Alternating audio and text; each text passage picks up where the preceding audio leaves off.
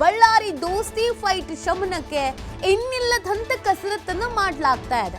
Pralhad ಜೋಶಿಗೆ high command ಸಂಧಾನ ಮಾಡಿ ಹೋಗಿ ಅಂತ ಒಂದು ಟಾಸ್ಕ್ ಅನ್ನ ಕೊಟ್ಟಿದ್ದಾರಂತ. ಅವರಿಬ್ರು ನಡುವೆ ಅದೇನ್ ಸಮಸ್ಯೆ ಇದೆಯೋ ಅದನ್ನ ಸಂಧಾನ ಮಾಡಿ ಆದಷ್ಟು ಬೇಗ ಸರಿಪಡಿಸಿ ಅಂತ ಒಂದು ಟಾಸ್ಕ್ ಅನ್ನ ಕೊಡಲಾಗಿದೆ.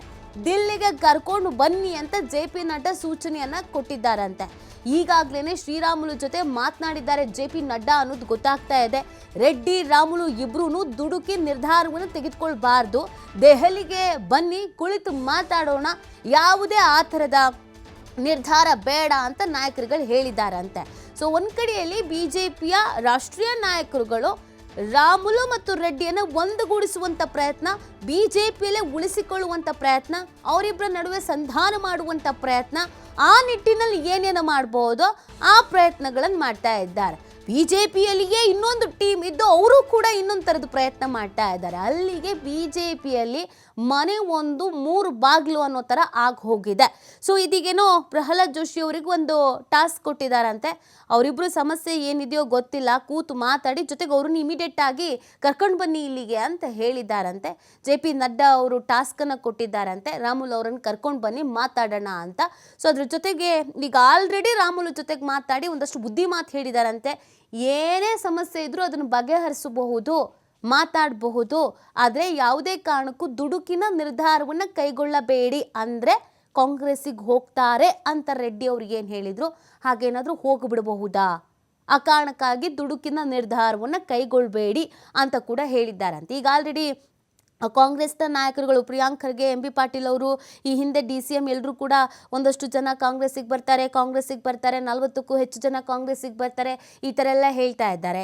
JDS ಅವ್ರ ಜೊತೆಗೂ ಮಾತುಕತೆ ನಡೀತಾ ಇದೆ, BJP ಅವ್ರ ಜೊತೆಗೂ ಮಾತುಕತೆ ನಡೀತಾ ಇದೆ ಅಂತ. ಹಾಗಿದ್ರೆ ರಾಮುಲು ಅವ್ರ ಜೊತೆಗೆ ಮಾತುಕತೆ ನಡೆದಿದೆಯಾ? ಹೋಗ್ತಾರ ಕಾಂಗ್ರೆಸ್ಸಿಗೆ? BJPಯಲ್ಲಿನ ಅಸಮಾಧಾನ ನೋಡಿ ಸಾಕಾಗಿ ಕಾಂಗ್ರೆಸ್ಸಿಗೆ ಹೋಗೋ ನಿರ್ಧಾರಕ್ಕೆ ಬಂದುಬಿಟ್ಟಿದ್ದಾರಾ?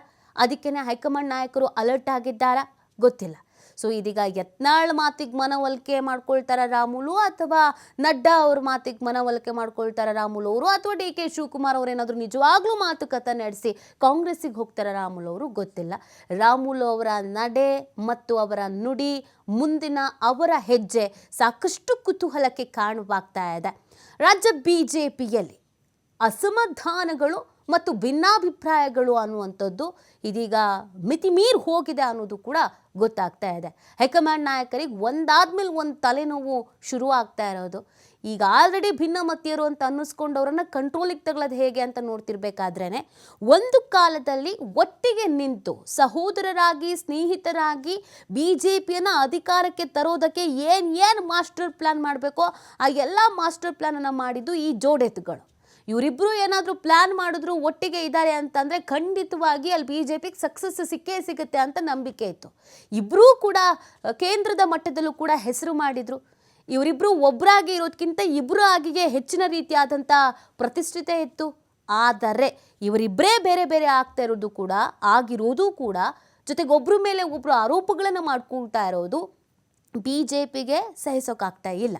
ಹೀಗಿರ್ಬೇಕಾದ್ರೆ ಇದರ ರಾಜಕೀಯ ಲಾಭ ಪಡ್ಕೊಳ್ಳೋದಕ್ಕೆ ಒಂದು ಕಾಂಗ್ರೆಸ್ ಪ್ರಯತ್ನ ಪಡ್ತಾ ಇದೆ, ಇನ್ನೊಂದು BJPಯಲ್ಲೇ ಇರೋ ಇನ್ನೊಂದು ಟೀಮ್ ಕೂಡ ಪ್ರಯತ್ನ ಪಡ್ತಾ ಇದೆ. ಹಾಗಾಗಿ ರಾಮುಲು ಅವರನ್ನು ಯಾರು ಮನವೊಲಿಸುವಲ್ಲಿ ಸಕ್ಸಸ್ ಆಗ್ತಾರೆ, ರಾಮುಲು ಅವರ ನಿರ್ಧಾರವನ್ನು ಯಾರು ಬದಲು ಮಾಡ್ತಾರೆ, ಇದು ಕಾಂಗ್ರೆಸ್ಸಿಗೆ ಲಾಭ ಆಗತ್ತಾ, BJPಗೆ ಲಾಭ ಆಗತ್ತಾ, ಇವೆಲ್ಲವೂ ಕೂಡ ಕುತೂಹಲ.